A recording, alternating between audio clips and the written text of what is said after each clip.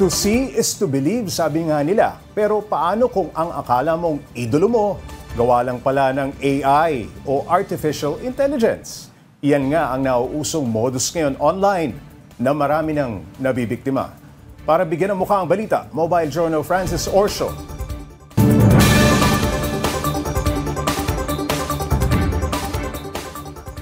Nakabili ka na ba ng health products online dahil pre-nomote ng isang doktor? Sure ka bang legit yan? Sa lumalawak kasing gamit ng artificial intelligence, nagagamit na rin yan para mambudol. Para sa may sakit sa puso, uminom nitong CoQ10 with selenium. May napansin ba kayo? Nag-crowdsource kami ng ilang mga taong gustong mag-share ng kwento nila tungkol sa topical cream na ito for Dito, hindi ba parang may kakaiba sa pananalita ni Doc? Kung hindi bubusisiin ang video, mukhang simpleng pag-promote lang naman ni Doc ng mga gamot. Pero ang hindi alam ng iba, fake pala yan. Isa si Dr. Dex Makalintal sa mga content creator health professionals na nagagamit na ang mukha at boses sa false advertisement sa tulong ng artificial intelligence. Ang nakakabahala pa rito, marami ang nabibiktima at nahuhulog sa patibong ng mga scammers. May mga followers akong nag-o-order. Tapos tinatanong ako, kailan po darating yung order ko? Sabi, anong order? Ang sister raw ng mga scammer, binablock ang mga content creators para hindi makita ang kanilang budol advertisement. Kaya si Doc, sa tatay niya pa ito nalaman. Tinatawag naman na neurogenic cream ang isa sa mga peking pinopromote ng mga scammer. Sabi sa video, for pain reliever daw yan. Ang isa pang gamot ay tinatawag namang CoQ10 with selenium. Pero paglilinaw ni Doc Dex, wala siyang ini-endorsong ganyang mga gamot. Pangamba niya tuloy ngayon, baka magamit pa ang kanyang mukha at boses sa tulong ng AI sa iba pang mga bagay tulad ng eleksyon. Mahigit 1 milyon pa naman ang followers niya sa social media. And another problem is, kung makikita mo, kung ako ginamit dito, baka sa susunod, ano bang susunod na event sa Pilipinas? Election. Paano kung gamitin ang mukha ko na sinasabi, ini-endorso ko tong kandidatong to? Hindi pa tukoy ni Doc Dex kung sino ang nasa likod ng paggawa ng peking ad. Pero aminado ang Scamwatch Pilipinas co-founder na si Giselle De Guzman na kulang ang mga batas at regulasyon sa Pilipinas sa paggamit ng AI. Kaya nagagamit ito sa mga krimen. Payo niya sa mga madalas mag-avail ng mga produkto at serbisyo online. Ito yung pinaka-importante, magduda. Hindi lahat ng nakikita nyo, totoo. Kailangan maging mapanuri talaga yung mga kababayan natin at i-report nila kung hindi totoo. Una na ring nagbabala ang Food and Drug Administration na mag-ingat ang publiko at maging mapanuri sa mga binibiling gamot online. Sabi nila dati, to see is to believe. Pero sa panahon ngayon ng AI, mas mabuti nang mag-think before you click. Mobile journalist Francis Orsio po, hatid ang mukha ng balita. Ika nga ng iba, pinakamahirap na trabaho ang maging magulang. Paano pa kung ang anak ay may espesyal na pangangailangan? Kaya nagiging inspirasyon ngayon ang kwento ng isang mommy vlogger at kanyang anak na may autism. Para bigyan ng mukha ang balita, Mobile Journal Yeda Pascual.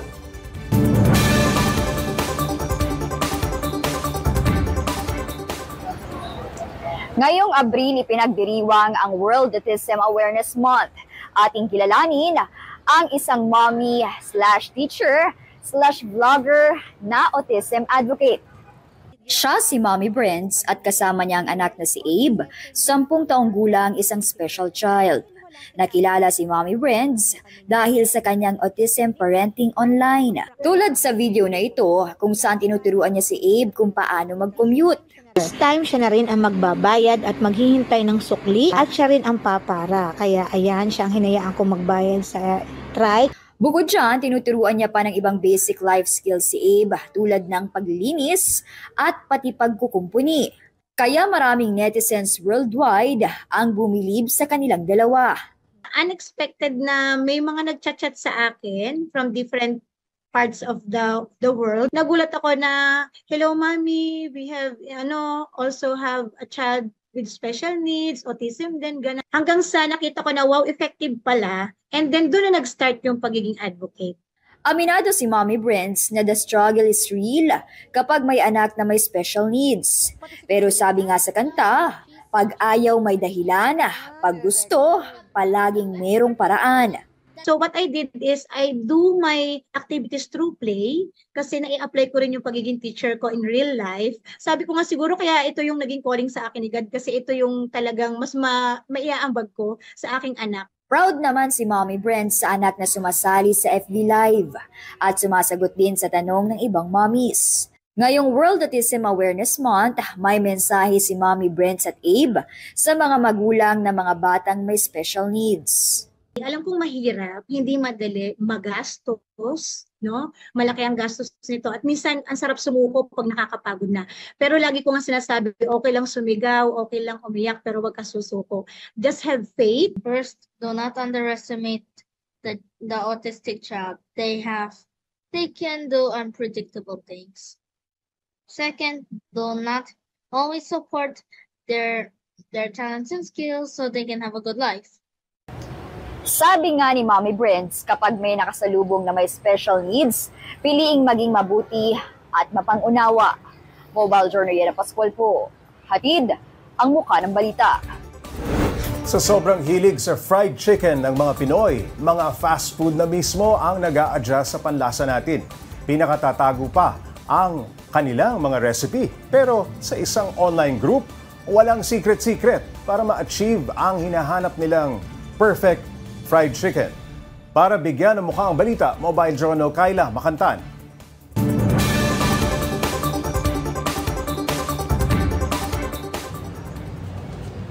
Ang recipe, madalas sinisikreto yan, lalo na kung pinagkakakitaan. Pero isang community sa FB na ating nakita, walang tinatagong 11 herbs and spices at ultimo proseso sa pagluto ng ipinagmamalaki nilang fried chicken, sinishare nila. Malutong, malasa, at mura. Yan ang ilan sa mga dahilan kung bakit tayong mga Pinoy ang hilig sa fried chicken. Pero ngayong nagtataasan ng mga bilihin, nagmamahalan din ang presyo sa mga kainan. At dahil likas na madiskarte ang mga Pinoy, isang Facebook community ang nabuo sa pag-achieve ng perfect fried chicken. Mula sa recipe, proseso ng pagluluto, hanggang sa pagpepresyo, nagtutulungan ang nasa higit 300,000 members nito. Only guide, only tanong, basta willing matuto. Pa-rate naman po mga ka-fried chicken. Okay na po ba ang price na 55 to 85 pesos?